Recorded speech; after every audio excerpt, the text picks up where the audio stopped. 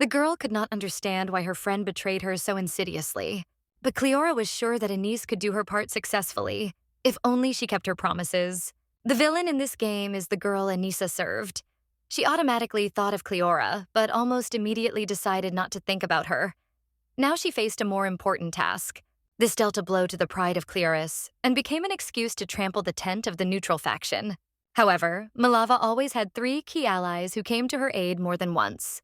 Thanks to these allies, Cleor and the Calicern family were overthrown and the story ended happily. Cleor had a niece, a regular supporter of evil. She followed her aunt everywhere, helping her carry out her evil plans. In the game, Anise acts on Cleora's orders and dies a senseless death in the first half of the story's denouement. She realized that this was her destiny when she found herself in this new body, determined to change the entire course of events. Betray the treacherous Cleora and take the side of the main character Malaivia, who will have a happy ending. She decided that it would be easier to survive if she became a petty villain. However, everything turned out to be completely different when Cleora found out that Anise supported the main character. What made Denise do this? Maybe she could just follow Cleora's instructions. Maybe Cleora offended Denise in some way? Or was something else going on? After all, her niece always had a special place in her heart. However, Aniston was sure of it because Cleora was going to kill her anyway. The cunning niece did not give peace to Hilera.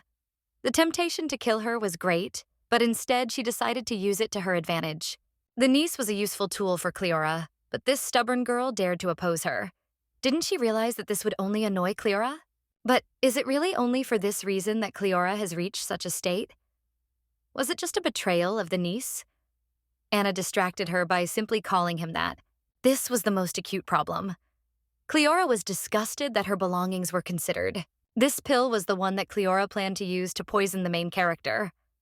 Having changed her mind, she decided to test it on her niece. She didn't know if the ending could be changed. Even siding with the villain who oppresses the main character, she felt her own ambiguity. Can she turn this into something more than just a test? Or maybe you root for the main character who bravely decided to betray the villain? This was already her second death. In her past life, she was an ordinary office worker. And so, on the day when the value of Bitcoin skyrocketed, its fortunes changed. She longed to tell her what her last moment would be like. Cleora didn't understand what Anise was trying to tell her. Cleora will be doomed to perish in utter despair. She will end up in a prison worse than the one Anis is in now. Cleora will survive by eating whatever the beast won't touch. She will suffer every moment, and everyday reality will become for her a continuous prayer for salvation from unbearable pain. And now, when her death hour comes, in the square where the crowd will gather, the whole truth will be revealed. There, they will show how those who committed many atrocities are punished. She sincerely hoped that Clyro's fate would be merciless, and he would receive the deserved punishment. She wanted Clyro, under the burden of his actions, to meet the inevitable sentence and pay for his crimes. She decided to start with the last save point. She realized that the 12th special reward from the store had become available for use. The niece suddenly turned pale, felt nauseous, and seemed to fall into a wave of malaise. A notification appeared on the screen. The download was completed successfully, and also wishes for an exciting game. If the save point dates back to when she was first in this body, it was about 2 years ago. At that time, Anis was still acting as Clear's assistant. Nisha shouted loudly, "Shop!" Nisha pressed the button, confirming the action of visiting the store. But did she have the money for it? She tried hard to count the number of zeros. Maybe it's just a game of her imagination? If this money got into the game, then the presence of a huge number of coins could be explained in this way. So Anna could buy any item she wanted. Anna was already one step away from a new purchase. First, Anna had a lunch meeting with the Marquis's daughter, Muleva, and in the evening she had dinner with Duke Blixio himself. Lloyd, in love with the main character Anise, had a meeting with both of them, which added intrigue to their relationship. She canceled all her plans for today without leaving a single item unchanged. Anna did not know what path she was on and how far she had come. Therefore, I decided to first understand the situation, and only then meet with them. Brilton wondered if it would be better to cancel dinner with the Count. The Count was the father of the niece. She could not remember anything at all. She knew who it was, but she couldn't remember his face. It seemed that all memories of him had disappeared without a trace. She could not believe that the face of Earl Albrighton, with whom she had spent 2 years, had completely disappeared from her memory. This was exactly the flaw in the system that Anna had noticed in the beginning. However, despite the system failure, Anise still had some memories. All the settings of this game are displayed in the system window. At that time, the attacks on Maliva by Cleora had already stopped. Having thought out a strategy, she realized that in this way she would be able to avoid death and survive. However, the niece thought, even if she does not follow Malava to avoid the death of a minor character, the main characters will definitely be able to do something to her.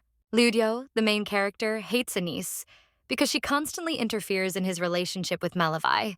The bird Elpedia intends to reveal the truth about us, those who disturbed Malawiwa, subjecting her to constant suffering. Kiss Javit decided to try his experiments on his niece. Another character appeared on the stage, Egon Moldfelder. But was Hilbert such a hero that he was fond of stuffed animals? Annis tried to remember. Even if not Cleora, then the niece will definitely become a victim of the main characters. The owner of this body is the niece of worldwide fame, a character whom all male heroes hated and sought to destroy.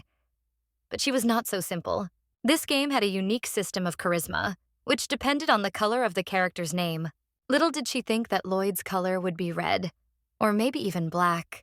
Finding herself in such a situation, the goddess not only had to support Malava in order to survive, but also to win the favor of the main characters.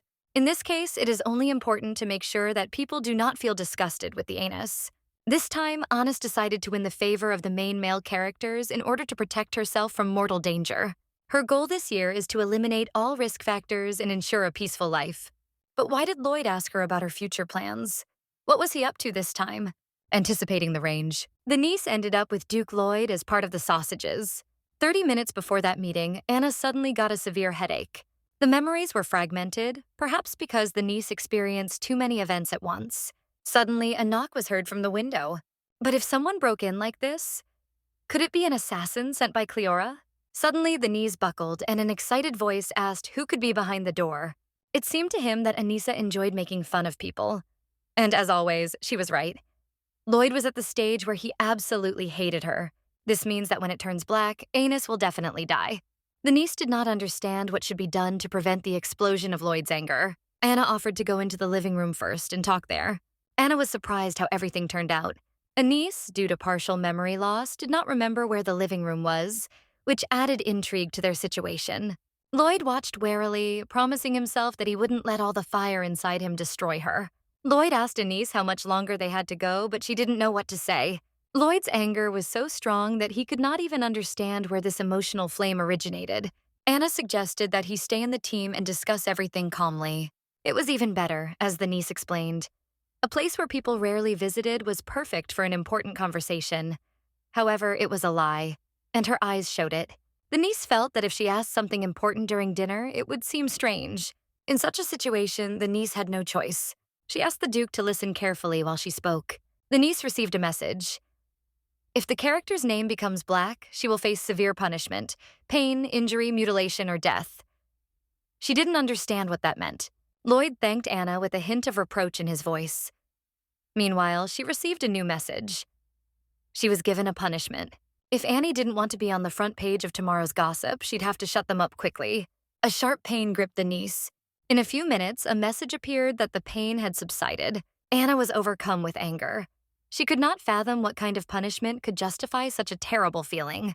They begged for mercy, assuring that they would not tell anyone anything. Did Anna really have such an appearance that they trembled before her? She wondered if the Duke had mentioned anything in particular. One of the maids cautiously admitted that the Duke had ordered them to be silent, otherwise the mistress would kill them. Therefore, the Duke advised the maids to ask her forgiveness, to which they immediately agreed. Anisa realized the impression she had made on Lloyd. But did she really resemble a demon when her face turned black? Her niece felt incredible pain, as if she was about to die. Everything was so carefully planned that it was almost overwhelming. She didn't want to feel this horror anymore, so she decided to do anything to increase his charisma. This time, Annis decided to impress the male heroes with her abilities and with her heroic deed. Annis understood them, but had the desire to ask a question. Anise opened the system panel in front of them and asked if they could see anything, but they couldn't make out the intricacies of the symbols. It turns out that only she can see this mysterious figure. Anna realized that she had ordered the maids to disperse. Anna understood that there was no sense in this. Immediately after purchase, Anna uses the item. However, not all things could be purchased, and she just made sure that no one else saw it. The potion tasted horrible, as if it had been made from the strangest ingredients. "Long time no see," said the man, greeting Anis. He noticed that she had changed somewhat. The man, though a little older, recognized himself as Willow Albrighton, Anis's father. But as they say, children grow up quickly. Willow felt that now was his time to look to his daughter for answers. Willow tried to make a purchase, but ran into an obstacle. The level required to carry out this operation has not yet been discovered. This time, Anis chose an elixir of attractiveness, hoping to win the hearts of everyone around her. Father did not want to leave Anna alone, but he could only return when he finished his work. Father expressed to Anna his admiration for what a wonderful girl she had become. He admitted that he may not have done much for her, but he was infinitely grateful to her. Anna's father carefully asked when his daughter started dating Duke Blixio. Father jokingly raised his eyebrows. "Isn't it strange to spend time in a warehouse with sausages?" She had a feeling something was wrong, but she couldn't tell when things had gone awry, whether it was during the dinner arrangements with Lloyd or when she decided to invite him into the living room without asking anyone. Father Annas was confused. Previously, secret meetings were held in food warehouses. He decided that he was too old-fashioned to keep up with the fashion for such places. He asked Anis if it was in fashion now, but she tried to explain that he had misunderstood. Anna could only say that all this was not true. She was haunted by the thought that if things had turned out differently, she could have changed the situation. Then everyone will definitely know about it. And later, Lloyd's anger will fall again on his niece. Everything could end in disaster. Anis would be on the brink of death again. Of course, Anis could not die so recklessly. After listening to Anis, Vilaf told her what happened next. Willa realized that there was no misunderstanding between the Duke, Blixio, and Anis. But then a new obstacle arose. Villa explained to her that if they were romantically involved with the Duke, then these rumors could be called a unique way of getting to know each other. There was only one way out. Velov noted that the only way out was to get engaged to the Duke because he was an enviable bachelor. Annie thought about how she should be. She promised to think about it, although she knew very well that Lloyd hated her so much that he dreamed of killing her. This dilemma did not give her peace. The next morning dawned, and Anna sat in her room, engrossed in reading the newspaper. Lloyd walked into Anis's room, his expression showing that he was in a bad mood. Anis persuaded him to spread the news in the newspapers instead of keeping quiet. Anis was burning with anger when she saw what had happened. However, Anna noted that there was not a single word about it in the last newspaper. Lloyd assured me that he had checked the first published newspaper and that information was indeed there.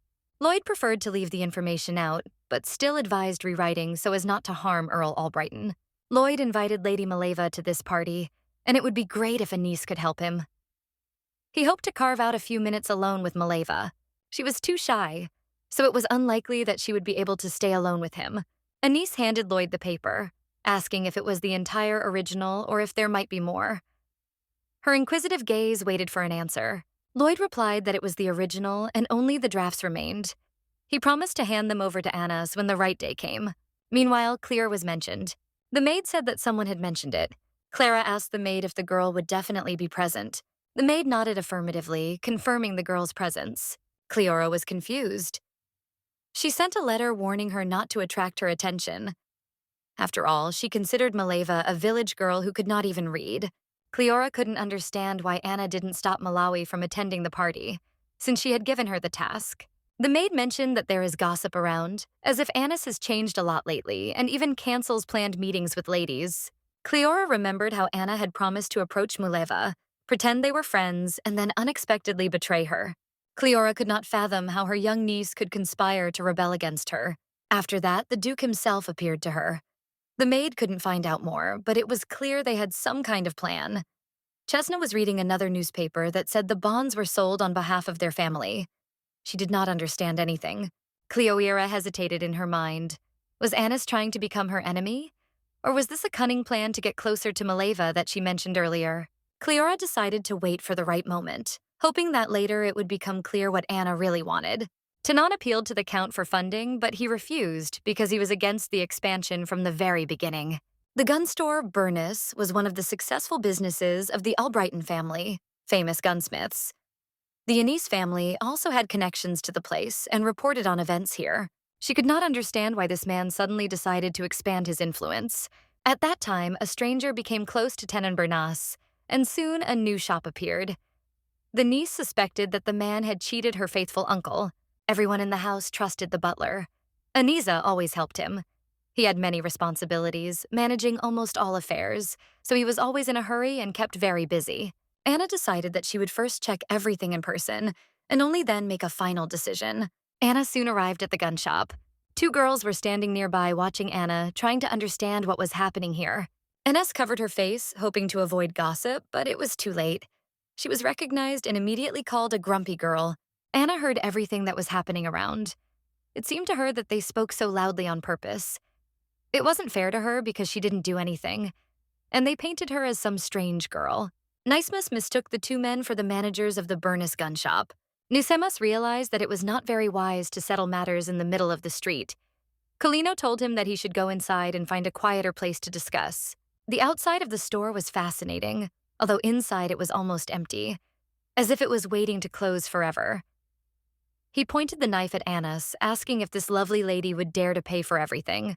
All these products were produced by the Evcon company. She already knew about the situation, but wanted to hear an explanation from him. The girl decided to take the initiative into her own hands and tell the whole story herself. Syria Burnus, the eldest daughter of Tina Burnus, always knew that her fate would be special and unusual. Syria began to tell the story, continuing what she had heard from Brilton. Evcon's stock of weapons gradually dwindled, sales fell, and the company sank into debt. Anna considered it shameless. He did everything he wanted, and now he dared to ask for help. The niece wanted to just turn around and walk away, but she couldn't ignore one of Brighton's biggest businesses. Tenon replied that it was said that nothing of the kind had ever happened. The niece suspected something bad. It seemed to her that something bad was happening here. Someone was clearly trying to harm this place. First, Anna was asked to bring the ledger.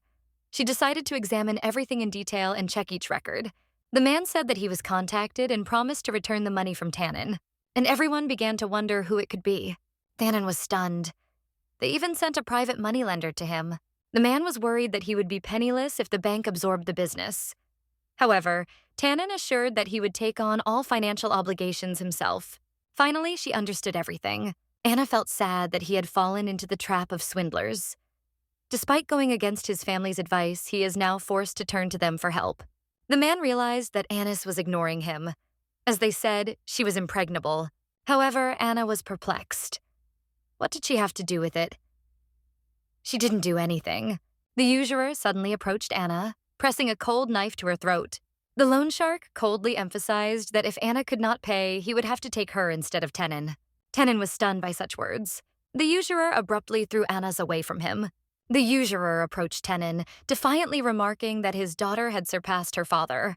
Syria shrugged her shoulders, apologizing to her father for all the difficulties she had experienced, and almost decided to leave with the moneylender. Syria tried to stop her niece, and the moneylender was amazed that the girl was ready to pay for everything personally. She confidently stated that the amount is enough to cover the company's debt to the bank, and the price per unit of the product will remain unchanged. The lender was puzzled. Where did she get this money? She just assured me that she has nothing, and now half of the amount is able to completely cover the debt. Looks like there's one more mystery to solve. Anna wholeheartedly agreed with the moneylender's words, confirming his point of view. However, Anna bitterly added that she had no money for this. The creditor got angry and asked Anna what she was talking about. Meanwhile, the police broke into the weapons store. Anna passionately explained that she did not have the money to repay the debt to an illegal moneylender, who took even more than was allowed by law. The rescue of the weapons shop was successful, and the team earned 10 reputation points. Returning back, Anna and Brilton noticed that many passers-by were paying attention to them. Their looks were a mixture of surprise and admiration. Rumor had it that she had settled the owner's debts or something. He ordered them to continue the agreement and to report all their actions. Anna instructed Brilton to check the documents, trying to uncover hidden details and prepare for possible surprises. Brilton remembered that he had to hand over some documents to the lady. The owner of the store decided to transfer the management from the tenant to his daughter. At first, Tinan and Syria refused to follow her instructions, but Anissa was no savior for them. After that, Tinan left his post with his head bowed. Meanwhile, Syria runs the business while undergoing operational management training. However, Anna could not see the total number of fame points. This feature is temporarily disabled. To open it, she needed to complete an achievement. However, there remained one more person whose favor she had to win at any cost. In that case, Brilton suggested calling the salon owner they had previously invited. Anna also asked Brilton to call the dance teacher. She did not know how to dance at all and dreamed of learning quickly in order to impress everyone at the upcoming ball. Annis quickly plunged into the vortex of the dance as if glued to the parquet. Annis felt that this was unfair. After all, she was a genius who effortlessly surpassed everyone else. After finishing, the teacher evaluated their work, praising them for the excellent result. Who would have thought that a servant who had just begun to learn to dance would surpass the Count's daughter? Anna felt restlessness in her soul. The maid shared with Anissa that she had found a new dream. Anissa promised to support her on the condition that no one finds out that she can't dance. The niece found a talent that really suited her. If Anisse used this method, she would learn to dance beautifully. But if she had already mastered the art, the purchase would be pointless. She did not understand what was happening. If she has already mastered the dance, why does she perform so badly? Maybe it's because of the lost memories that sapped her confidence. Lloyd's anger at Ennis might have subsided a bit. That was her plan. Covered in new beauty, she unfolded her charm, making everyone hold their breath. She drew attention to Anissa's shiny, silky hair, which was enchanting with its attractiveness. She noticed that skin usually loses its luster with age, but was surprised. Annis, on the contrary, seems to have gotten younger. She had to demonstrate her skills and prepare Annis. Finally, the long-awaited day of the ball has arrived. Anna was about to leave when she suddenly noticed Lloyd. She couldn't hold back and asked Lloyd what he was doing here. She could not understand why Lloyd appeared in this place. Wouldn't it be easier for her to go to the banquet than to run away from Lloyd? Anna noted that she had already prepared a separate crew. They started on their way, and the way passed in tense silence without a word. A large number of guests were invited to the ball, and the crowd was already filling the hall, preparing for the grand event. Malafa was always shy, but now she was in the center of attention. The niece must take the plunge and build a relationship with Lloyd. But Annis could not find Mileva. But, as another girl pointed out, they didn't fight. Annis was simply expelled unilaterally. Anna heard every detail, every word they said. Anna was tormented by thoughts. Did all these rumors really arise because she is considered a villain? In a past life, Annis had been frightened and annoyed by such rumors, but now they did not bother her at all. Annis finally managed to find Malaya among all those present. But before Annis could approach Malaya, two men suddenly appeared nearby. As soon as their eyes crossed, the mastery of the knee strike was displayed. However, he caught her when she was falling. That was why she sent him the scarf, the bird explained. She hurried with the medicine because Malafa was wounded. It was there that she met him for the first time. He told her that he had no medicine for the Kaldzern family maid, although he was always kind to everyone. But when he saw, Anise thanked him for his support, but in response he only said that his hand was dirty. He began to thoroughly dry his hands, and Anise worried. Had her existence become something like a germ to him? Even if he hated her, it was too much. How dare he act like that right in front of her? Anais thought. After wiping his hands, he threw the napkin in the direction of his niece. Anais was extremely indignant and determined to teach him a lesson. Anais completely forgot about the stranger. It was then that Maleva finally paid attention to her. Anais recalled that it all started from the moment when Maleva returned the handkerchief to Bird, who helped her. If he knew that Annis was close to Maleva, he should have shown concern for her to look better. But this never happened. It seemed that nothing had started between Anna and Bird yet. Anna thought back to Bird, saying that they hadn't seen each other in a while. Anna turned to Melafa, who was standing behind her. After Annis had dispersed the men clinging to Melafa, his affection level had risen noticeably. Annis asked Leva if she knew where the tent had gone. She replied that after a fire broke out on the farm, all the foremen ran away. Annis rushed to help, so Mileva had to go there herself. However, Mileva was interested in something. She immediately called Annis to discuss a new idea that had captured her imagination. Mileva felt that Anna had changed, and she immediately shared this with her. Mileva felt that Anna had become gentler and more mature. Lloyd was still staring at his niece. Anna encouraged Mileva to go out on the terrace to breathe fresh air and rest a little. Anissa felt thirsty, so she decided to take a bottle of water with her. She took 2 glasses of juice with her for herself and Mileva. Mileva asked Annis if she had a partner for tonight's ball. She mentioned how several men had recently offered to partner her if she didn't have someone else chosen. As soon as Anna entered the hall, she immediately ran into Lloyd. Lloyd was furious. He asked Anna if it was true that she gave Malaya alcohol. Anna tried to explain that there was a mistake. She honestly thought that there was juice in the glass, but it turned out that it had been mixed with alcohol. She replied that it is a means of removing alcohol intoxication. The store offered a wide variety of goods, thought East. She decided that Cleora might be missing something, so she bought some medicine just in case.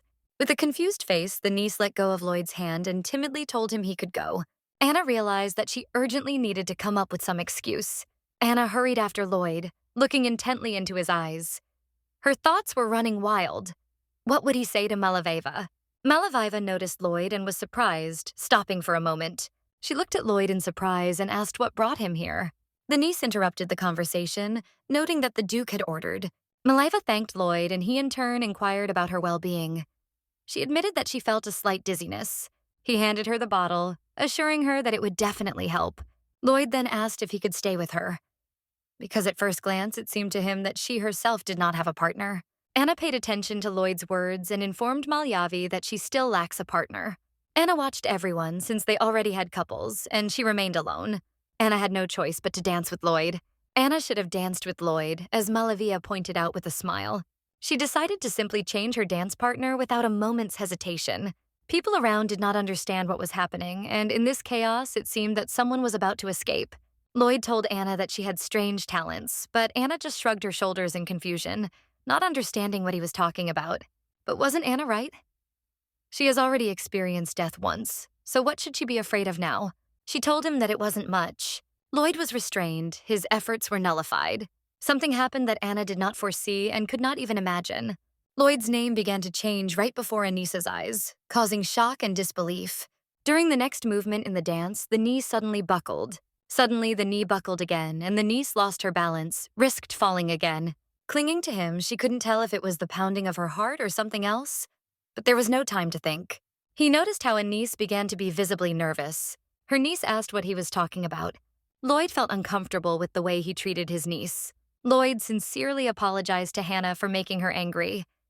He realized that his behavior was unbecoming of a noble knight, and realized that admitting his mistakes was more compassionate. Lloyd Blixio, commander of the Imperial Knights, always bravely stands guard to protect the weak. For him, this is the true essence of chivalry, and this idea forms his steadfast philosophy. The niece considered him an unpredictable man. The entire box was filled with invitations addressed only to Anna. She danced with the Duke at the ball, charming everyone with her grace. Anna tried to prove to her father that all these were just rumors without any truth in them. However, Anna's father did not want to listen to anything, because for an adult girl from an aristocratic family, an ordinary romance could become fatal. But if such a relationship was with Aniston Lloyd, there would be no problems. No one guessed whether the affair with Lloyd would turn into a scandal. Her father asked her if she understood what that meant. Anna felt that this must be a call to hide from human eyes to avoid unnecessary attention. Anna decided to stay in her room for a while. Her father brought her some document. It was an invitation letter, and the father was amazed that Anna had no idea about it. Anna knew about the system, but why so suddenly? Wouldn't it be easier to hide the letter and just call her to work? She thought. However, the feeling of restlessness did not leave her. In her room, she sat for a long time, pondering over the situation, looking at the handkerchief that the bird had dropped. Even if the niece tried to ignore it, she wouldn't succeed. She recalled moments from the ball, how Maliva had asked if she had enjoyed the dance with the Duke. Maliva then handed the scarf to Anas, making an unexpected gesture that surprised many around. Maliva explained that this handkerchief belonged to the man who saved Anas from falling. She decided that he had lost it, so she picked it up with her gesture. She decided that this scarf deserved to be returned to the owner who had saved her from falling. Anas knew that he did not drop the scarf, but threw it away on purpose. But Malava was so kind that she didn't even think about it. Malafa was sure that if Honors got help from her, then she definitely had to thank him. After that, Malafa gave him her scarf. Mileva insisted that Anas return the scarf, promising that she would definitely ask about it later. Her determination could be felt in every word. It was clear to Anas. If Malaya's grace faded, survival would become much more difficult. Anasa thought it would be good if the handkerchief was washed and sent to Marquise Elpidia. Naboga suggested that the maid carefully pack the handkerchief and give it to Marquise Elpidia. Anna hoped that by sending this handkerchief, everything would be resolved for the better. Anna's niece, known for her cleverness, opened a new shop in the city center. She decided to carefully inspect the store in search of everything that could be useful before joining the army. Anna was full of determination and readiness to serve. Brilt walked up to her, his steps determined and confident. Brilton, following Anissa's instructions, watched over a maid named Riz. Brilton and Anis painstakingly searched every nook and cranny for Rise, not missing a single detail. Rise was clearly running away from someone, as if an invisible danger was driving her forward. She was sure that it was Cleora who was chasing her. They intercepted the maid Anis, to whom she entrusted the handkerchief. Cleora reasoned that this time the girl was surprisingly short-sighted. In the box was exactly the handkerchief she had been looking for so diligently. Cleora Wunder de Finis was boundlessly in love with Marquis Elpidia. Besides, Cleora knew that Anna had danced with Duke Blicchio. However, Cleora ordered the letter to be given to another maid to be sent to the Marquis. Cleora understood that the disappearance of 2 maids in a row would not go unnoticed. She will have to explain her actions, as the assistant suggested. However, there was something more important to Cleora than anything else. To Cleora, everything that was happening looked funny and fun. Rumors spread quickly, and newspapers with provocative articles flooded the streets, igniting the residents' curiosity. Anis wondered if there really was a defamation suit for damage to reputation. Lloyd was not even considered seriously, considering him only a duke who was tempted by a snake. He introduced himself as Zenas. From that day on, Zenas was to become her bodyguard, fully responsible for her safety. Anissa got into the carriage, preparing to set off. Zenas was interested in the suitcase that Anissa was holding, trying to guess what she was hiding inside. Anna assured him that there was a gun case in the suitcase. Xena pointed out that this weapon was rare, though it wasn't the first time Zenas had seen one like it. Realizing his rudeness, he apologized to Anissa. Anna mentioned that she had used it this morning and asked if Zenas wanted to check it out for himself. Anna, anticipating possible difficulties on the battlefield, purchased a book on shooting and 5 vials of strength potion in advance. Soon they reached the southern borders. Anna noticed a crowd of children around. They tried to take care of the children, but there were too many children, so they limited themselves only to maintaining a safe environment for them. However, Zenas asked her how she knew and was told that it was her father's guess. The war was steadily approaching the borders of Malaya, like the shadow of a storm cloud ready to bring down its February squall. The main male characters quickly got together and put an end to the war. Anis's carriage rolled to its destination like lightning, cutting through the stillness of the air. Therefore, Anna was not surprised by Bird's presence. The reason for her shock was completely different. Suddenly, the birds rose decisively and headed in a mysterious direction. The niece carefully took the scroll in her hands. Anna, having nothing to hide, calmly confirmed the truth of her words. He apologized for being harsh and asked about her relationship with Lloyd. Anis wondered if she would be able to handle such a large number of potatoes on her own. The niece wondered if this meant that he was not interested in the rumors, but in her. But that couldn't be true. She decided that his interest might be due to something else. Both of these families support the second prince, which has led to strained relations with the Duchy of Calçon, which sides with the first prince. Anissa understood that it was unfair to be misunderstood, but she had only to accept it. Anna had to start training the next morning. She expected to have contingency drills waiting for her. Anest could not understand whether he had deceived her. Mileva overheard this conversation and was worried if everything was okay with Anest. However, Mileva decided not to worry. She was convinced that Anest, thanks to her sincerity and diligence, had already won universal recognition. They thanked God that they did not end up in the place of the unfortunate potato. Anis was sure that now she could handle any cleaning. She acquired the master swordsmanship skill from the shop, which helped her master all kinds of knives at a master level. The chefs were impressed. They began to believe that Anis was simply incredible. At first, they were sure that she would not be able to cope with the difficulties. Despite all forecasts, Anis passionately peeled potatoes in just 2 hours. Surprised, they asked how she did it. The bird watched Anna with interest, wondering why she was peeling the potatoes so carefully. Her answer was simple. It was her job.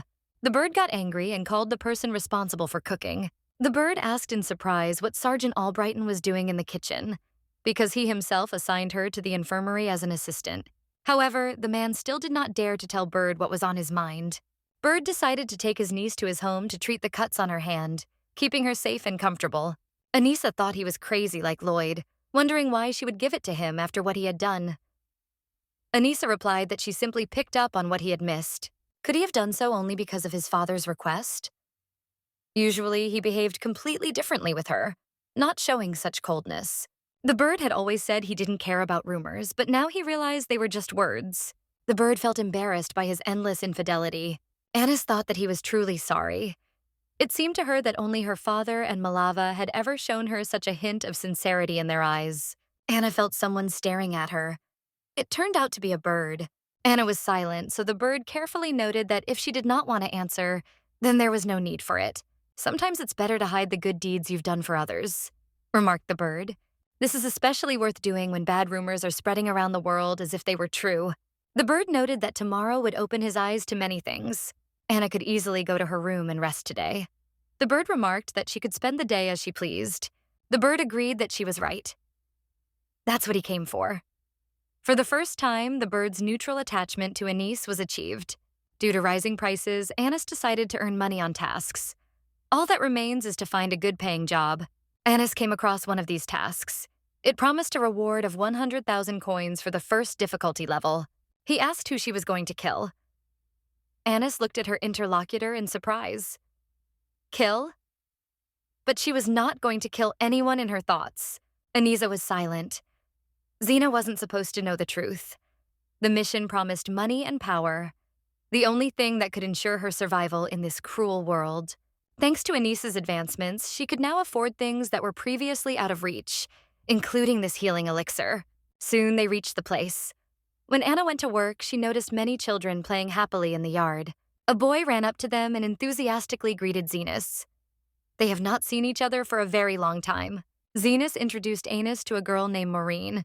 He was in charge of this place. After that, Zenas introduced Anusa Marina as the mistress to whom he obeys. Anna approached Marina and shared that yesterday. While passing by this place, she noticed injured children. Marina replied that everything is fine. They already felt better. She hinted with a gesture that Anis would not be needed here. It seemed that everything was fine. Anis came in vain. Morton offered to postpone the conversation with the girl until later, and Anna and Zenas, exchanging surprised looks, tried to understand what was really happening. Anna was amazed. It was important for her to understand why she had not been informed about this earlier. Renee and Morton exchanged glances. Morton gave her barely contained anger while Renee begged him to let Anis try to help Carol. The story of Renee began her. The teacher explained that due to the severity of the disease, it was necessary to observe isolation. Renee said, the main male characters band together and join the war, seeking to end it once and for all and protect Malaiva. The number of victims of this disease was constantly increasing, but actually the niece had to do it. However, despite everything, Anisa had to flee. At the moment when Duke Blixio was at his estate, a servant ventured to ask where his lordship was going. Duke Blixio was scrutinizing the draft list when his eyes landed on Anis Albrighton's name among the recruits. Suddenly, Morton jumped out and announced that he would intervene if he saw that Anisa was about to do something unusual with Carol. Carol was asleep and blood was red around her lips and fingers. Mortality increased sharply, and a wave of anxiety was brewing in Eastern Dumka. However, she was worried about whether her sister would survive and be loved if she died. Anis begged Carol not to give up. She promised that if Carol was cured, she would give her 2 valuable gifts. Anna noticed Bird, with whom they looked at each other. The bird urged her to get out of here because he did not understand why she had appeared here. After leaving the hut, the bird asked Anna about the reason for her unexpected visit. Moreover, she intended to give the girl medicine. This angered him the most. Brad was a gifted doctor and priest. He was proud of his skills and despised those who neglected medicine in everyday life. Anisa understood. If she said yes, his affection for her would decrease. The color will change to black and she will feel pain again. Despite this, Anna decided that she needed to see things through. She had already spent the money received, so there was nowhere to retreat. Suddenly, an arrow flew past the bird's face, barely touching its plumage. All the doors of the hut were covered with arrows, and the firing suddenly stopped. The arrow left a small but bleeding scratch on the bird's face. And although the meaning was unclear, the bird felt that nothing good should be expected. However, Zenas did not understand why they did this and why they needed it. Maybe it's Abaslan soldiers tracking down the commander. This man was one of those who stormed the Marquis' domain and destroyed their estate. His name is Keslin Barictus, and he is the head mage of the Kingdom of Abaslan. But it was clear to honest people, even the efforts of everyone together would not be enough to overcome the powerful Keslan. Anis mentioned that she knew that this man was the head mage of the Abaslan Kingdom, and even 100 warriors would not be able to deal with him. The bird asked if the niece had said that she did not know the man, but the girl had never said that she did not know who he was. Anna offered to buy time, but Bird clearly did not approve of such an idea. Bird turned to Anna for advice, asking how to proceed. Everyone remained indecisive until help arrived, which gave a chance to change the course of events. Anna resolutely called out to Bird. She understood. It is no longer possible to stand idly by. Bird noticed the heavy bags next to the boxes. This gave him an idea that could change everything. Bird threw the bag at Keslin, but Keslin skillfully deflected the blow. To him, it all looked like children's pranks, because in his opinion, it was hardly possible to achieve anything with such methods. Annis drew his gun and fired at Keslin, but the bullet missed, only scorching the air. She warned him. The next bullet would hit him right in the head. Keslin shot Annis a mocking look, asking if she really believed that bullet could go through his head. He himself doubted it. Annis, they say, still needs to learn how to handle a weapon before trying. Annis knew that if she aimed for his head right away, she would be waiting for a counterattack. Keslin asked Annis, finding that he knew her quite well. Approaching, Bird held out his hand to help her dismount. The niece aimed the gun at Keslin again. He calmly noted that it was useless. Even if the niece resisted, he would still take her. Surrender was the smarter decision. Anna asked him, "If that's the case, then does he need her alive?" There is only one person who can desire this, and that is the one who has never faced difficulties. Even if someone harbored a grudge, they wouldn't hire an enemy to settle things with Annis. She couldn't believe that it was Cleora who had dared to hire Keslin. Honest advised Keslin to forget about any reward she might expect to receive for her efforts. Annis intended to end it immediately. Cieslin was in mortal danger right here, right now. Keslin giggled, asking Anna if she really thought that was possible. Honest fired a bullet at Keslin, but he deftly deflected it with his shield, remaining unharmed. Anna noted that there is no absolute certainty in the world, just like nothing is impossible when you have money in your pocket. Keslin looked at him with contempt. "It's just a delusional loser," he declared, firing again. This time the bullet still hit him. He could not understand how it happened. How did it happen that the magic barrier dissipated? Keslin asked annoyingly. The shop couldn't resist the magic. Anna noticed an amulet capable of removing spells. However, although Keslin is a talented sorcerer, breaking through his magical barrier is not so easy. Czeslaw was confused by the strange things from the store. Anna warned Keslin that he had better leave immediately while he still had the chance. Keslin, enraged, called them pathetic trash. He believed that it was better to deal with such fools quickly and without undue delay. Anna warned that there would be no second chance. Gathering all her will in her fist, she directed the magic ball at Keslin once more. This time, the magic bullet broke through Keslin's protective barrier, hitting him directly. Keslin fell limply to the ground, showing no signs of life. Anu noticed the surprised looks of Zenas and the others, who rushed towards her like a flock of birds. Surprised, she asked why they were looking at her like that. The bird replied as if it was nothing special. They were just amazed at her skill with weapons. On the southeastern horizon, two people were having a lively discussion about the shadows that resembled wolves prowling nearby. The man asked in surprise why these shadows appeared in this area, because they usually lived in the north. They decided to conduct a test by firing a fiery arrow in that direction. A huge wolf-like creature with huge teeth and glowing eyes ran out at them. Someone nearby must have let him out, Lloyd thought. The men realized that before them was a real monster, but why it appeared remained a mystery. The monster was huge, like a mountain. Frightened people rushed in different directions, hoping to find shelter from an incomprehensible threat. The boy tripped and fell, flying through the crowd. People ran on in panic, not noticing him, and the monster has already come close, creating complete chaos. Suddenly, a stranger stood between the boy and the monster. He resolutely shouted for him to run away immediately without looking back. It was Lloyd. He was stunned that a mid-level monster could appear in this place. Lloyd knew he still needed to talk to someone before the night was over, so he decided to deal with the monster quickly. Meanwhile, Xena hid the children in a safe place so that they would remain unharmed. Bird's face showed a wound. His niece, showing concern, handed him the potion and asked him to use it for healing. The bird looked doubtfully at the magic vial that Anna pushed aside. "I can't accept this until you explain what the potion is," he insisted, waiting for an answer. The niece got angry and, still holding the potion in front of the bird, persistently held it out, but the bird stubbornly refused to take it. Then the niece secretly took out a napkin from her pocket and soaked it in the potion. Anise urged Bird not to make up nonsense, but simply to take a napkin and carefully apply it to his wound. The niece came closer to Bird and, carefully with her palm, began to care for the wound on his face. Bird sprang to his feet, pushing Anna sharply away. He angrily asked what she was even doing. The niece looked at him with innocent eyes and gestured to check the wound. The bird gently touched his face. Surprisingly, the wound disappeared. She suddenly asked him, "Didn't she say it worked?" The bird took the bottle and examined it intently. Suddenly it came to him. It was sacred blood, a healing potion that contained holy water saturated with divine power and demon blood with incredible regeneration. She remembered old games to find remnants of past memories. Although the church considered mixing such ingredients blasphemous, alchemists and magicians practiced it without hesitation. As you often hear, a simple and effective approach. The bird opened the bottle and explained that without the addition of sacred blood, it was simply impossible to achieve this level of healing. This elixir can be a lifesaver for a sick child.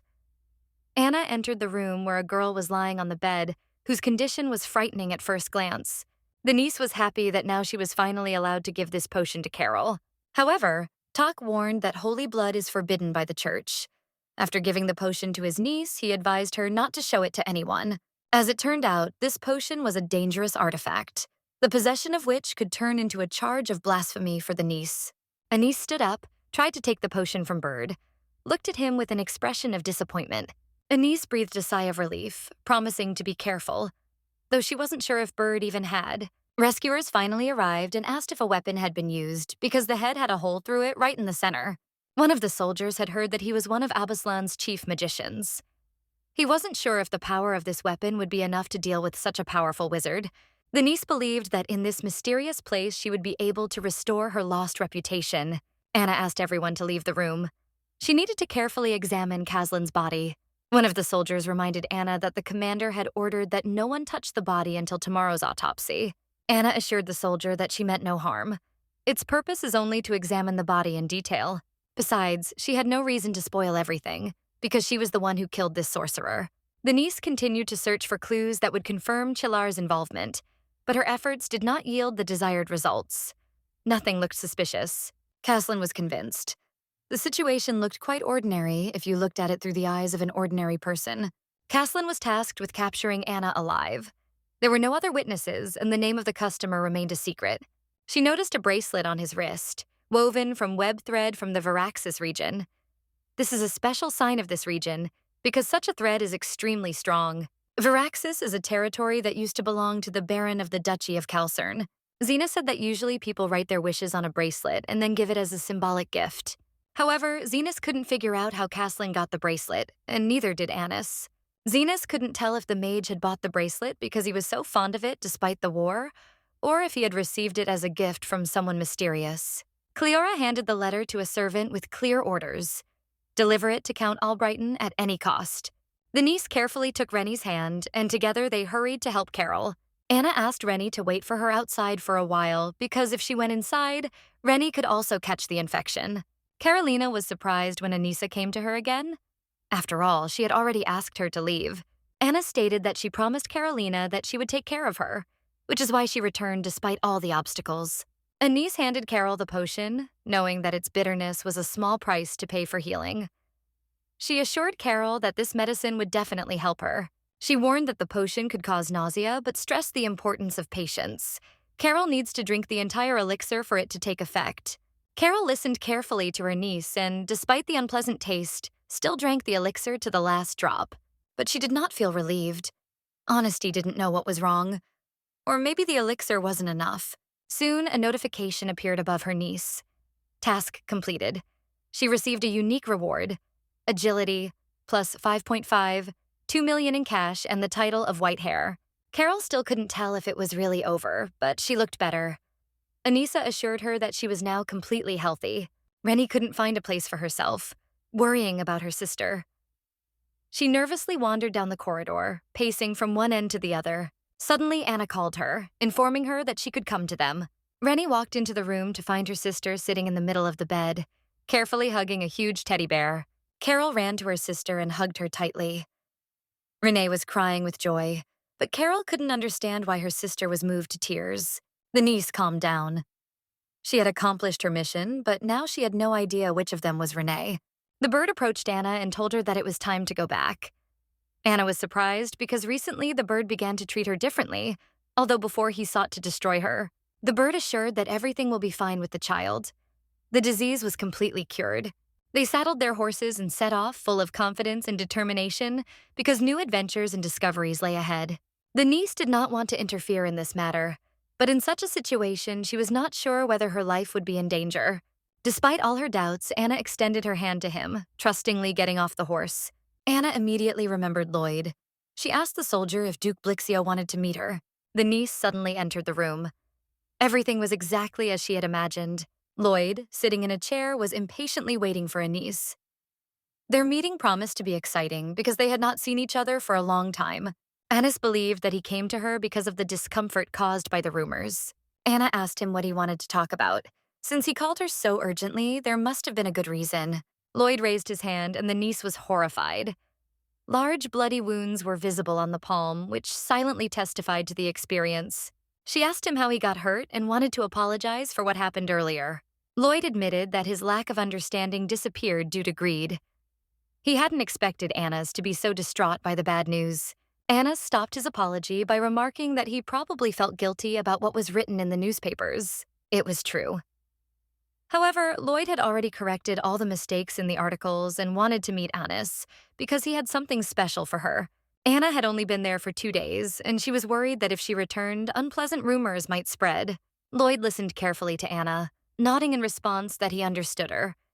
But that was the end of his line. Remembering the details of the past event, she worried. Didn't he apologize to Anna then? It seemed that this was not the first time. Perhaps he was speaking sincerely, for his gaze was directed downwards, full of doubt. Anna decided to accept his apology because part of the responsibility lay with her. She frantically decided that it was better to just walk away from the situation. Anna invited Lloyd to come to her place the next day. She promised to take care of his wound because it was too late today. The niece decided that she no longer wanted to be the subject of gossip. Lloyd couldn't quite explain what was happening. He only insisted that Anis must leave immediately. Anna suspected that Lloyd arranged everything to meet Maleva. Anise was about to leave, but Lloyd stopped her. He hugged her and pressed her to him, as if seeking reconciliation. She noticed how it changed his attitude towards her. Suddenly, the door, the handle of which Anis was holding onto, began to open from the other side.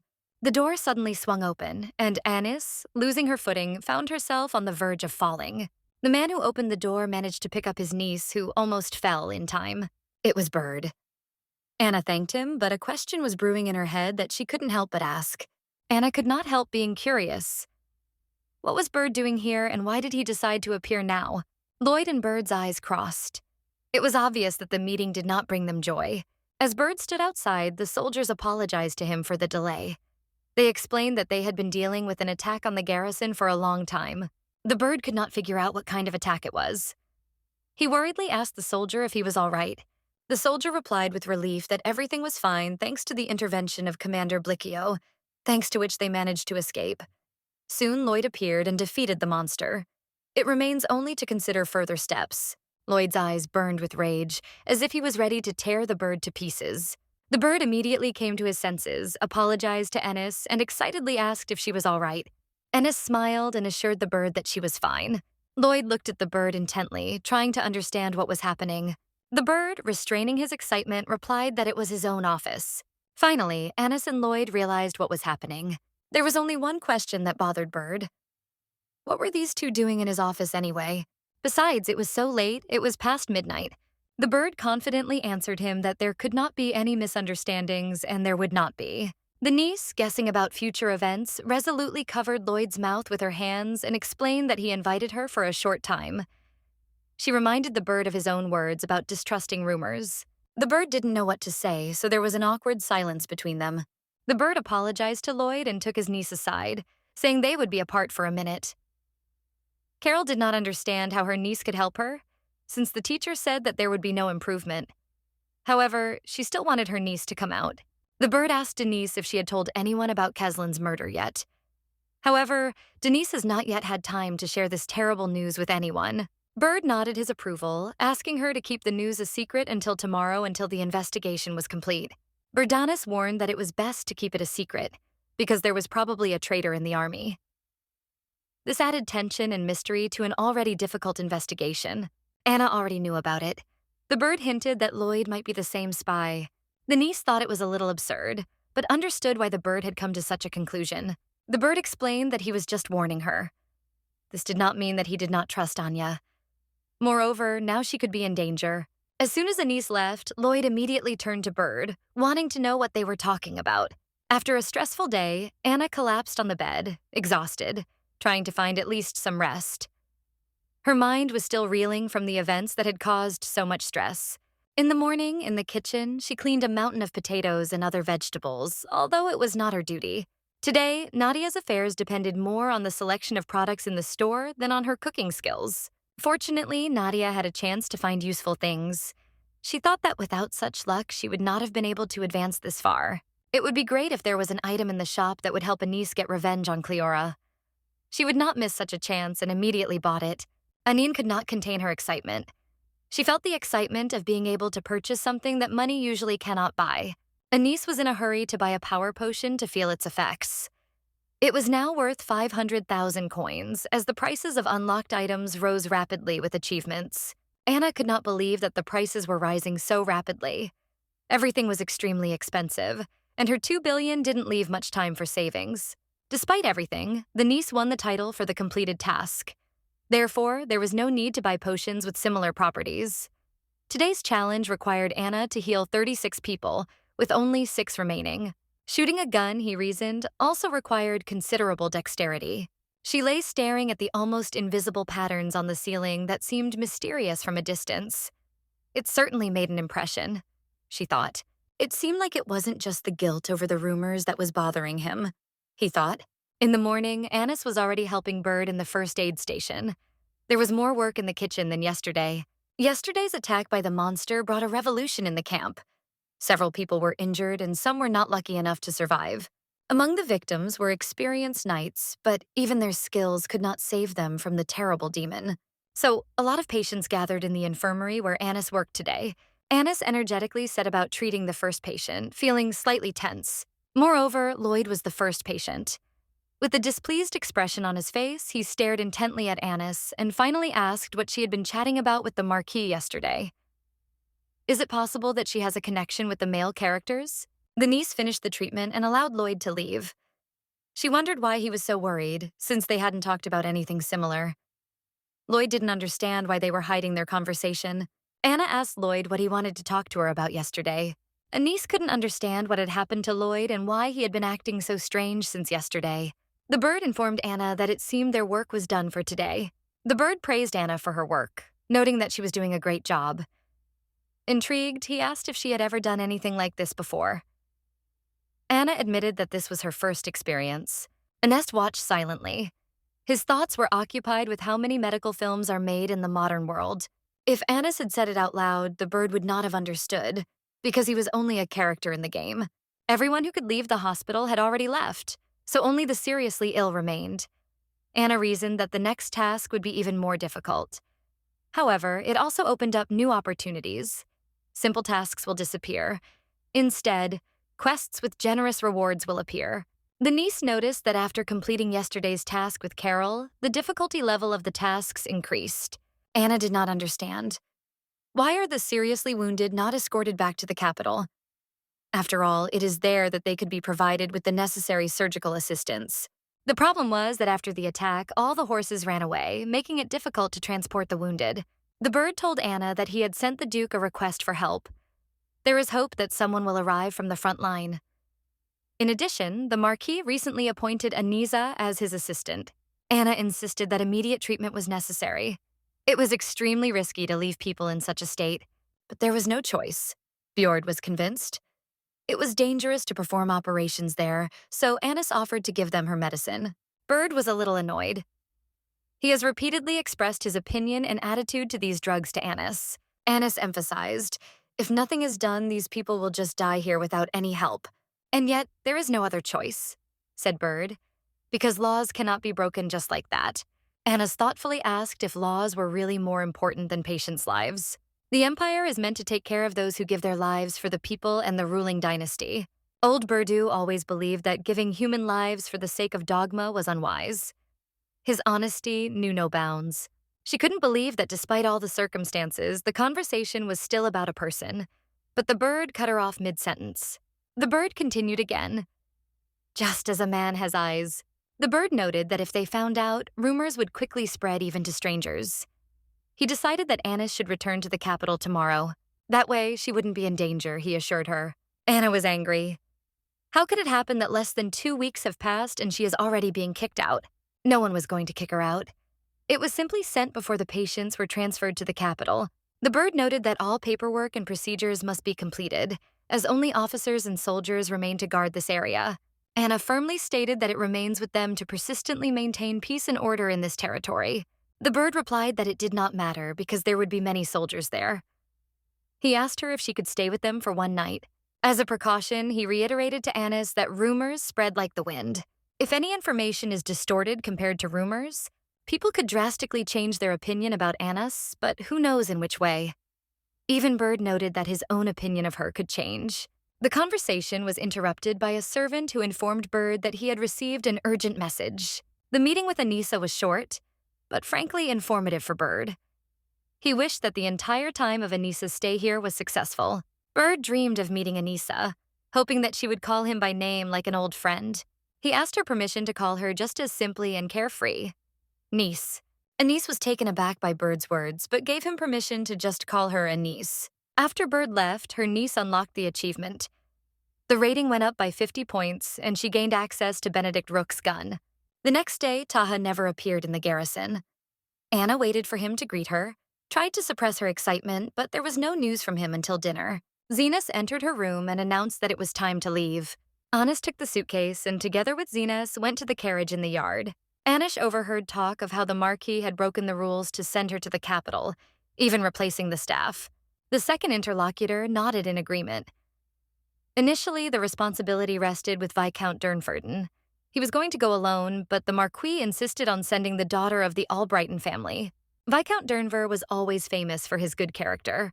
Filled with respect, the Viscount could not refuse the young man and listen to him further. Everyone assumed it was because of the recent monster attack. Marcus assessed the situation as dangerous.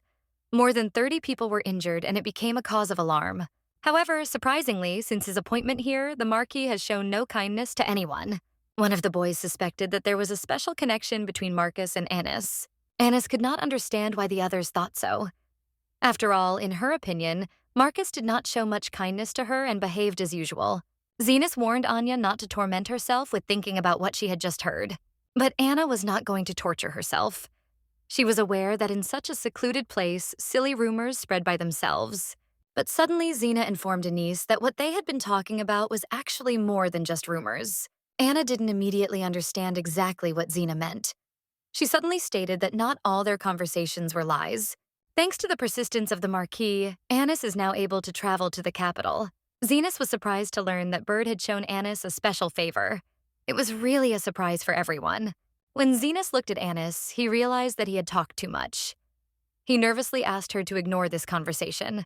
Everything seemed very strange to Anis. At first, she followed Mileva, but something went wrong. It became clear to Anna that perhaps the problem was her interference before the bird met Mileva. Anna soon found herself in the capital, tired and pensive, as if shadows of mysterious thoughts were constantly chasing her. A servant met her, asking if she had eaten yet. If not, he is ready to cook something delicious immediately. The servant assured him with relief that nothing bad had happened during Anis's absence. However, there was still news. The servant curiously asked Anis if they had reached her. Thanks to Duke Blixio's personal explanations, all the rumors were dispelled. Many people's attention is constantly drawn to Anis, as the servant suddenly told her. It seemed that something still remained hidden. Anis could not understand why this was happening, because all the explanations had already been published. What else was required of her? He said the article made it seem like Anis was a close friend of the Duke. Anis remained silent, thoughtfully asking if there had been any invitations from the aristocrats. The servant replied that yes, there were a lot of letters, more precisely, as many as 1,321. Anna could not figure out why there were so many letters. This is not an invitation to a neighborhood children's party. Anna looked at her reputation with admiration. She was amazed. It is not clear when this popularity managed to grow so much, as if on yeast, and Anna had no idea about it. The servant carefully handed Anna another letter, specially separate from the rest. It was an unexpected message from the Cauldron family. Reflecting on the situation, she assumed that Cleora wanted her to report all the events. Anise wondered if Cleora was testing her to see if she was still faithful to her. Afterwards, Anna headed to the military reception center, determined to see it through. Anna confidently approached her husband and asked where to go to send the document she was clutching in her hands. The man replied that this document should be given to the head of the General Affairs Department. A man called Lord Jenkins called and asked Anise if he understood correctly that she had been sent by Mark Vale Paidia himself. The owner approached Anise and asked him to hand over a document related to transport. The owner carefully reviewed the document, confirming that everything was received safely. Then he inquired about the name of the person who delivered the valuable paper. The young woman confidently approached and announced that her name was Alicia Albrighton. The Lord was surprised by the unexpected meeting. He greeted the girl enthusiastically, introducing himself as Edgar Jenkins, the Earl, happily keeping up the conversation. Edgar Jenkins did not hide his excitement, declaring that today is his lucky day. He could not have imagined that he would meet such a famous person right here. He told Annis that if he had the time, he would gladly invite her for a cup of tea. However, he was a bit busy with work right now, so he had to say goodbye quickly. Anna replied that everything is fine, because she only came to hand over the document and not to stay longer than necessary. Anna bowed with a smile and announced that it was time for her to go. She said goodbye and got ready to leave the room. Suddenly, the master turned to her, asking if she was still serving in the army. She honestly admitted that she would be delayed for about a week. She asked if he needed anything. Anna unfolded the letter and looked at the address. Surprised, she asked about TV 32 Street, where it could be located. Edgar explained that there is a military researcher living on the street to TV 32 who almost never leaves his house. Therefore, delivering the document in person was a necessity. When Annis came out, she felt the eyes of passers-by and heard whispers behind her. The two girls behind Anise were discussing Anise's crush on Duke Blixio. Anise thought it would be a good idea to put on a hat before leaving the house. Anna was about to leave, but was stopped by a servant who ran up, shouting for her to wait. He quickly replied that Marcus Alpedius had sent him. Anna was overcome with surprise. The servant handed the niece a small green suitcase, saying that it was a request from Marcus himself. His behavior was more like a devious villain than a positive hero. The servant said that the Marquis had instructed to convey to Anise that it was her gift, and in order to find out its contents, it was necessary to open the suitcase. The servant announced that he had to deal with urgent matters, but he was standing in Anna's room with the suitcase in his hands, looking at her in confusion, and she did not understand anything. Anna could not understand why the suitcase was so heavy, so she quickly decided to open it to find out what was inside. Annis opened the suitcase and froze. There was a gun inside. But it wasn't just a gun. It was a valuable prize. Benedict Ruth's Blue Cloud pistol. She realized that this gun was her recent reward. She wondered when she would get the gun, but eventually realized that the reward system worked flawlessly and on time. Passers-by examined Anna with caution. No one understood what kind of weapon she had, and how she could even carry it so openly on the streets. The second man asked the first man to calm down and speak more quietly, but he suddenly shouted loudly that this girl was Anise Albrighton. The niece heard this and turned to them. Their hearts seemed to freeze for a moment, and their breathing became more frequent. Was Anna so famous that most passers-by on the street recognized her without hesitation? Finally, Annis reached the right address. Ruta Street, Building 32. Annis stood in front of the door and knocked, hoping that someone would finally appear on the doorstep. Her patience was almost exhausted, but the hope of contact did not disappear. A scary, eerie atmosphere reigned inside. The light barely broke through, and her gaze caught the thick cobwebs spread everywhere. Now it became clear to her why she was chosen for this mission and sent here. Did Edgar really think Anise was so strict? In fact, she was afraid to watch even horror movies. Naboga turned to the door and screamed in horror. Someone closed them. She ran to the door and tried with all her might to open it to escape. Running to the door, Anna remembered that usually something terrible happened at such moments, but she didn't care anymore. Her main goal was to get free. Opening the door, Annis saw a man covered in blood and holding a heart in his hands. Kiss then asked why she didn't come back if everything was fixed. Anna finally spoke, but her head ached unbearably. Gradually, the clarity of consciousness returned to the girl. She woke up in the operating room, which was a real surprise for her. Anna could not understand how she ended up here. Anna suddenly realized that the weapon that had always shown her the way was not with her. Suddenly, the man turned the pistol by the handle to Annis and remarked that it was the creation of a master. The weapon was in perfect condition and was in no way subject to criticism. He thought that if Annis had chosen this weapon herself, then she was well versed in it. And if it was a gift, then she is undoubtedly a special person. For someone who does not understand this, such a gift means one thing: the giver really cares, he said. He wondered if Annis always had it with him. Annis answered that no, not always. He did not understand why Annis did not shoot. If I were in my place, I would probably shoot until I lost consciousness, he thought, slightly embarrassed. He took out the document and assured Anna that she could tell him about receiving it. She watched as he immersed himself in the text and suddenly realized that this face was familiar to her. But where did she see him? Anna realized that he had taken the document along with the weapon while she was unconscious. Contemplating Anus, he noticed that the chief was quite a peculiar personality. He perfectly understood. Everyone who came here felt fear. Anna asked his name, thinking it would be right to know him when she... The man responded to Anna's question and revealed his name: Kiss. Up until this point, he was the only male character in the game she hadn't encountered yet. She remembered how he admitted, if the opportunity arose, he would try to experiment with his niece. It was a challenge to his nature to explore its cruelty. Kiss Jawad was a scientist who had an irresistible passion for experiments. After watching Anise carefully, Kiss told her that he felt like she already knew him. Annis was surprised that she met Kiss right here, in such an unusual place. Deep down, Pat Lloyd and Bird felt a strong dislike for Anise, but they never showed it outwardly, so as not to cause harm. The heads of the two families showed contempt for the aristocrat, but his attitude towards her was completely different. The outstanding magician and scientist refused the title of Count, which was personally offered by the Emperor. His experiments involved anyone who dared to touch Maleva, and they were striking in their ruthlessness and determination. In a past life, Kiss Javid intended to kill Annis, and this left an imprint on his character. He was always cold-blooded and ruthless. Kiss noted that no one usually recognized him. He asked his niece if Lady Dominion had mentioned anything about him. He said that he met her a few days ago, when she accompanied the Count to a scientific conference. It was there that their paths crossed. Keyes said that during the conversation, she kept mentioning Ennis, and this made him curious about who this mysterious person was. Anna sincerely answered that she was also extremely happy. It was a great honor for her to meet such a famous personality. Kiss walked over to Anise, noticing that her expression said something else. Kiss compared Annis to a frightened lab mouse that didn't know when its next surgery was coming. Kiss assured Anna that her worries were unwarranted, as he doesn't force people to do such things. Just today, she met another main character who was once ready to kill her. Kisa Astone smiled enigmatically, asking if she was interested in that question. Her niece simply replied in the negative. Does she want to stay with him? He asked with a sly smile, winking at her slyly.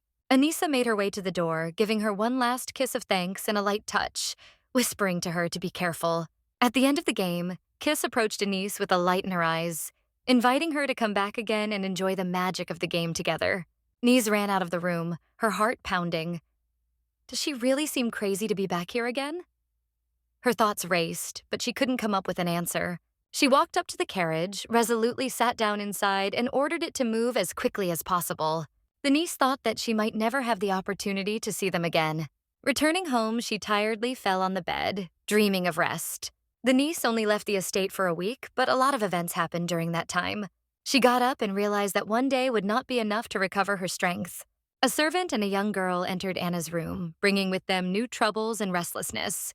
The girl fell to her knees in front of Anna, begging her to return to work. The young servant felt the tension in the air. Anna asked in disbelief how it was possible to believe and accept the girl who robbed her. The girl remarked why Annis is no longer preparing to meet Princess Cleora.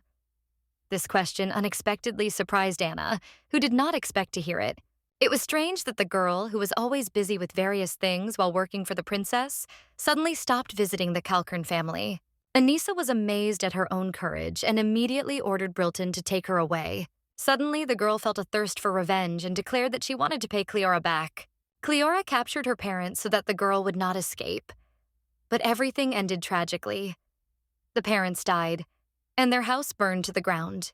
The girl noted that, unlike her, who is ordinary, Anis has extraordinary strength. Anise reflected on the fact that Cleora was capable of such actions for the sake of only one figure. As predicted, Cleora proved to be an extremely dangerous opponent.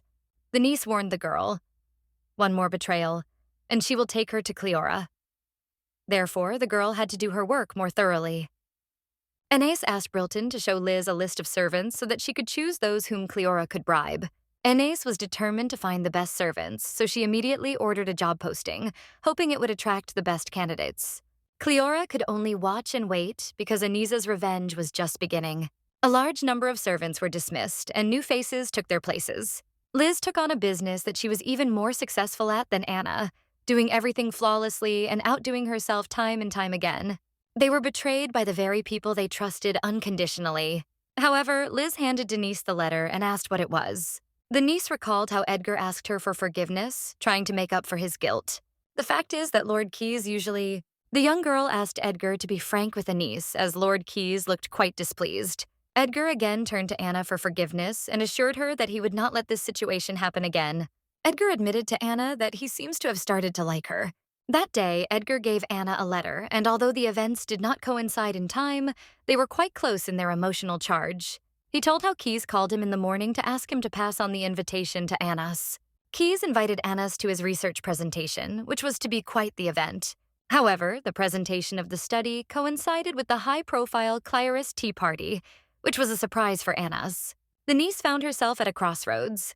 Choose a fun Clyrus Tea Party or go to the KISS presentation. Anna could not understand why both events should take place on the same day. Anna mentioned that during the presentation, there was supposed to be a teleporter capable of starting a war. Anna realizes that the war will wipe the Albrighton family off the face of the earth. She must obtain a patent for a teleporter to avoid disaster. To complete this mission, she needs to complete the presentation. However, there was one obstacle. She couldn't miss the meeting with Ty and Cleora. This was crucial to her plans. The distance from Calton Manor to the meeting place is enormous, and regardless of where Inesco starts from, she will definitely not make it on time. The niece decided that it would be better to attend the tea ceremony first and then go to the presentation. Being late would undoubtedly reduce Annecy's popularity, but all the ladies still wanted to be his chosen one. His charm and charisma made them forget about everything else. Compared to the other options, it seemed better. Annis felt Lloyd's presence next to her. After all, if she does not appear at any of the events, she will definitely not escape punishment. Brilton entered Anna's room, handing her a letter with important news. He managed to keep a calm expression on his face, although he knew very well that this correspondence would change the course of events. On the monster's body, they found the same letter from Mercus Kesslins. The bird confirmed that Anice's guess was correct.